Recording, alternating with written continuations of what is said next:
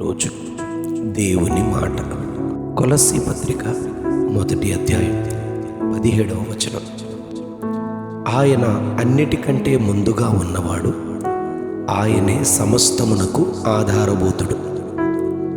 ఆయన అన్నిటికంటే ముందుగా ఉన్నవాడు, ఆయనే సమస్తమునకు ఆధారభూతుడు. ఈ పత్రిక అపోస్తలుడైన పౌలు వ్రాసిన 12 పత్రికలలో ఒకటి. కొలస్సీలో ఉన్న పరిశుద్ధులకు, విశ్వాసులైన సహోదరులకు ఈ పత్రికను వ్రాస్తారు. పౌలు దేవుని వెలుగు ద్వారా దర్శించబడక మునుపు ఈయన సామాన్యుడేమీ కాదు. ఎంతో ఘనత వహించిన గొప్ప జ్ఞానము కలిగి ధర్మశాస్త్ర ఉపదేశకుడైన గమాలియేలు పాదముల యొద్ద, పరిసయ్యుడైన గమాలియేలు పాదముల యొద్ద పెరిగి నిష్ఠ కలిగి దేవుని గూర్చి ఆసక్తి కలిగి ఉన్నట్లుగా అపోస్తలుల కార్యాలు 22వ అధ్యాయం 3వ వచనంలో చెప్పబడింది. ఏదైనా ఒక ప్రాముఖ్యమైన దైవ సత్యాన్ని బయటికి చెప్పాలంటే, విడుదల చేయాలంటే ఎంతో దైవ జ్ఞానాన్ని పొంది ఉండాలి. అది కలిగి ఉండడానికి కేవలం మనుష్య జ్ఞానం సరిపోదు, దైవ జ్ఞానాన్ని పొందుకొనాలి. సౌలుగా ఉండిన దినాలలో తను సంపాదించిన జ్ఞానము అనే పొరలు ఆయన వెలుగుతో దమస్కు గేటు వద్ద దర్శించినప్పుడు అవి రాలిపోయాయి అని చెప్పబడింది. దేవుని ముఖ దర్శనం, ఆయన దివ్య స్వరము వినిన తరువాత సౌలు తన సర్వాన్ని, అనగా ఏమేమి తనకు లాభకరంగా ఈ లోకంలో ఉన్నదో అదంతా పెంటగా ఎంచి వెనుక ఉన్న వాటిని మరిచి ముందున్న దేవుని జ్ఞానాన్ని పొంది పరలోక మార్గాన్ని, లోకం యొక్క పరిస్థితులను ఎంతో గొప్పగా తెలియజేస్తూ ఉన్నాడు. ఈ మర్మములను గూర్చి 2వ పేతురు 3వ అధ్యాయం 16వ వచనంలో సామాన్యులకు, విద్యావిహీనులకు, అస్థిరులైన వారికి పౌలు బోధించే సంగతులలో కొన్ని గ్రహించడానికి చాలా కష్టము అని పేతురు చెబుతాడు.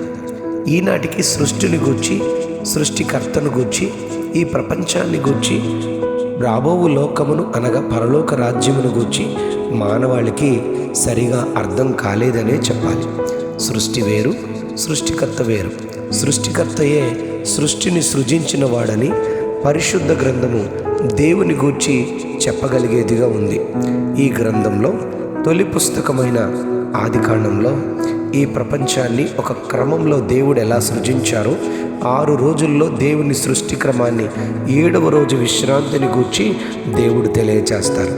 ఆదికాండం 1వ అధ్యాయం 1వ వచనంలో ఆది యందు దేవుడు భూమి ఆకాశములను సృజించను అని తెలియజేస్తూ, 2వ అధ్యాయం 1వ వచనంలో ఆకాశము, భూమియు వాటిలోనున్న సమస్త సమూహమును దేవుడు సంపూర్తి చేశారు అని చెప్పబడింది.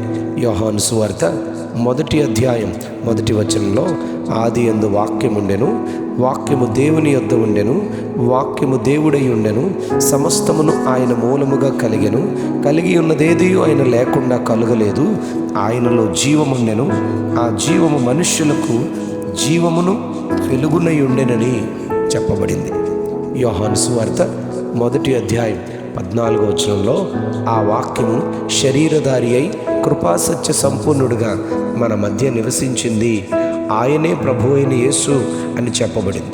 యోహాను సువార్త 1వ అధ్యాయం 10వ వచనంలో ఆయన లోకములో ఉండెను, లోకము ఆయన మూలముగా కలిగెను చెప్పబడింది. హెబ్రీ గ్రంథకర్త 1వ అధ్యాయం 2వ వచనంలో ఆయన ద్వారా ప్రపంచములను నిర్మించను అని చెప్పబడింది. 1వ అధ్యాయం 10వ వచనంలో ప్రభువా, నీవు ఆది యందు భూమికి పునాది వేసితివి, ఆకాశములు కూడా నీ చేతి పనులే, అవి నశించును గాని నీవు నిలిచియుందు అని అక్కడ చెప్పబడింది.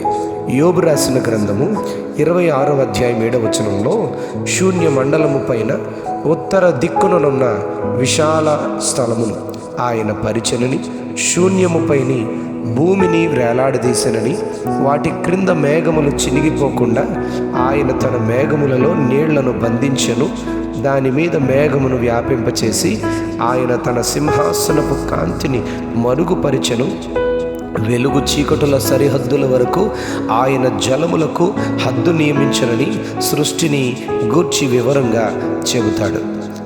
ఆదికాండం 1వ అధ్యాయం 27వ వచనంలో దేవుడు తన స్వరూపమందు నరుని సృజించను, దేవుని స్వరూపమందు వారిని సృజించను, స్త్రీనిగాను పురుషునిగాను వారిని సృజించను అని చెప్పబడింది. ఆదికాండం 1వ అధ్యాయం 28వ వచనంలో దేవుడు వారిని ఆశీర్వదించను. ఎలాగనగా, మీరు ఫలించి అభివృద్ధి పొంది విస్తరించి భూమిని నిండించి దానిని లోపరుచుకొనుడి, ఏలుడి అని దేవుడు మానవుల కొరకు ఎంతో గొప్ప ప్రేమతో దీవెన అందించినట్టు రాయబడింది. 104వ కీర్తన 15వ వచనంలో, భూమిలో నుండి ఆహారమును, నరుల హృదయమును సంతోషపెట్టు ద్రాక్షారసమును, వారి మొగములకు మెరుగునిచ్చు తైలమును, నరుల హృదయమును బలపరచు ఆహారమును ఆయన పుట్టించుచున్నాడు అని దేవుని పోషణ కొరకు చెప్పబడింది. నరుల ఆహారము కొరకు కావలసిన వర్షాన్ని దాని కాలముల యందు ఆయన కురిపించుచున్నాడు అని యోబు గ్రంథం 38వ అధ్యాయం 38వ వచనంలో రాయబడింది. ఇర్మియా గ్రంథం 5వ అధ్యాయం 24వ వచనంలో, ఆయనే తొలకరి వర్షాన్ని కడవరి వర్షాన్ని దాని కాలములలో కురిపించుచున్నాడని వ్రాయబడింది. మహిమను ఆజ్ఞాతిక్రమము వలన పోగొట్టుకుని మానవాళికి మరలా తిరిగి మహిమలోనికి నడిపించుటకు కావలసిన రక్షణ, పాపక్షమాపణ, నిత్య జీవము ఆయనే యేసుక్రీస్తు అను తన కుమారుని ద్వారా సిలువలో సిద్ధపరిచి మనకు అందించారు అని యోహాను సువార్త 3వ అధ్యాయం 16-17 వచనాల్లో చెప్పబడింది. మరణము తర్వాత లోకమును దేవుడు తన కుమారుని ద్వారా వాగ్దానం చేసి అనుగ్రహించాడు. ఒక్క మాటలో చెప్పాలి అంటే, ఈ లోకాన్ని అందరి సర్వాన్ని సృజించి మానవాళి కొరకు ఈ భూమి మీద సర్వమును సిద్ధపరిచి పరలోక రాజ్యాన్ని చేరు వరకు సర్వమునకు ఆధారభూతుడు ఆయనే అని మన ప్రభు అయిన యేసుక్రీస్తు వారిని గూర్చి చెప్పబడింది. చివరిగా ప్రకటన గ్రంథంలో ఆయనను గూర్చి ప్రకటన 1వ అధ్యాయం 8వ వచనంలో, అల్ఫయు ఒమేగయు నేనే, వర్తమాన భూత భవిష్యత్ కాలములో ఉండువాడును నేనే అని సర్వాధికారియు దేవుడునగు ప్రభువు సెలవిచ్చి ఉన్నాడు అని చెప్పబడింది.